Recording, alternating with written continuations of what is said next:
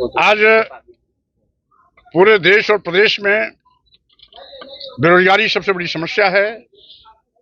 करोड़ों नौजवान आज दर दर की ठोकरें खा रहा है।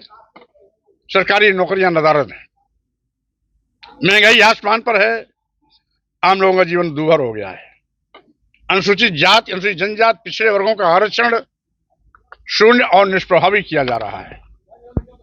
यहां तक कि रिटर्न परीक्षा में यदि SC, ST, OBC के अभ्यर्थी पास भी होते हैं तो इंटरव्यू में नॉट फाउंड सुटेबल कह करके उनको बाहर का रास्ता दिखाया जाता है और भारतीय जनता पार्टी अपने चहेतों को अनाधिकृत रूप से नियुक्ति पत्र दे देती है।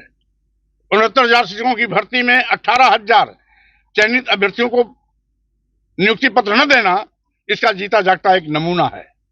यही नहीं, बिना किसी विज्ञापन निकाले उत्तर प्रदेश के सभी मेडिकल विश्वविद्यालयों, मेडिकल कॉलेजों में professor, reader, assistant professor, associate professor एवं असिस्टेंट प्रोफेसर के पदों पर एक जाति विशेष के लोगों की भर्ती कर ली है। आज किसान समस्या मुबाए खड़ी है।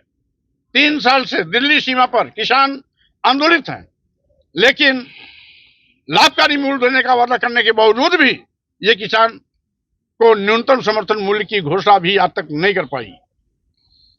छुट्टा जानवरों द्वारा किसानों की फसल चल के चौपट कर दी जा रही है। सरकार का इस पर कोई ध्यान नहीं जा रहा है। महंगी शिक्षा के माध्यम से गांव, गरीब, मजदूर, किसान के बेटे बेटियों को उच्च शिक्षा से साजिश के तहत वंचित किए जाने की योजना बनी हुई है। अभी अभी उत्तर प्रदेश में 27,000 प्राथमिक विद्यालय बंद किए गए हैं, जो सरकार की असफलता का सबसे जीता जागता उदाहरण है। अस्पतालों में दवाइयां नदारद हैं। गरीब जाता है, पर्ची लिख दी जाती है, अस्पताल में एक भी दवा उसको निःशुल्क नहीं दी जाती है। SC, ST, OBC के ऊपर बड़े पैमाने पर आज जुल्म, जातीय अत्याचार हो रहे हैं, हिंसा की घटनाएं हो रही हैं, नौजवानों को गोली का शिकार बनाया जा रहा है, बहन बेटियां बलात्कार के शिकार हो रही हैं। इसी प्रकार से अल्पसंख्यक मुसलमानों पर भी बड़े पैमाने पर जुल्म, जातीय अत्याचार तथा फर्जी FIR कराई जा रही है। आज भारतीय जनता पार्टी अराजकता के रास्ते पर आगे बढ़ चुकी है।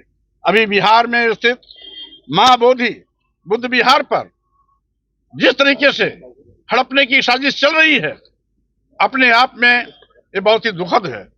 जैसा कि सब विदित है कि सभी धार्मिक स्थल में उसके रखरखाव के लिए उस धर्म विशेष के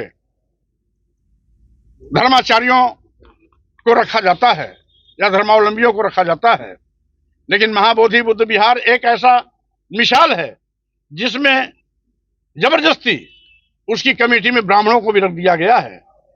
इसका मतलब है इनकी नीयत में कहीं ना कहीं खोट है। वो कहीं ना कहीं बुद्ध विहार, महाबोधि बुद्ध विहार, बिहार को हड़पने की कोशिश में है। अभी इसीलिए मैं कहना चाहता हूं, इन सारे गंभीर मुद्दों पर चर्चा न हो, जनता का ध्यान न जाए। इसलिए जनता का ध्यान बटाने के लिए, जनता के आंख में धूल झोंकने के लिए समय समय पर सरकार सुनियोजित तरीके से कभी हिंदू मुस्लिम, कभी मस्जिद मंदिर और कभी औरंगजेब के मामले को उछालती है। मैं कहना चाहता हूं कि इन सारे मुद्दों को उछालने से नौजवानों को रोजगार नहीं मिलेगा, महंगाई कम नहीं होगी, किसानों की समस्या हल नहीं होगी, SC, ST पर हो रहे उत्पीड़न खत्म नहीं होंगे, अल्पसंख्यकों के साथ हो रहे भेदभाव खत्म नहीं होंगे, महंगी शिक्षा से मुक्ति नहीं मिलेगी। इसलिए मैं कहना चाहता हूं कि मूलभूत मुद्दों को, समस्याओं के निस्तारण के लिए सरकार कसरत करे तो बेहतर होगा। अन्यथा इस यात्रा के माध्यम से मैं पूरे प्रदेश को सावधान करके 2027 में भाजपा की विदाई का रास्ता जरूर तय करूंगा और इनको बाहर का रास्ता दिखाने का काम करूंगा। इसीलिए मेरी यात्रा पूरे प्रदेश में निकली हुई है, जिससे कि कुंभकर्णी नींद सोने वाली भाजपा सरकार को जगा सकूं और जनता को उसके हक, हकूक, अधिकार के लिए लड़ने के लिए तैयार कर सकूं। मंत्री संजय निषाद ने बयान दिया है कि मैंने 7 दरोगाओं का हाथ पैर तोड़वाए, गड्ढे में फेंकवाए, तब यहाँ पहुंचा। अब अगर भारतीय जनता पार्टी के मंत्री खुद अपने को कुख्यात अपराधी होने का प्रमाण पत्र दे रहे हैं तो स्वाभाविक रूप से मुझको कुछ नहीं कहना। अगर मंत्री ऐसा बयान कर रहा है तो स्वाभाविक रूप से वो तो उस भात का एक चावल है जिसकी कलई खुली है। सारे ऐसे रंगे सियार हैं जिनके चरित्र को अगर खोला जाएगा तो एक एक करके सब इसी प्रकार के अपराधी प्रवृत्ति के लोग निकलेंगे।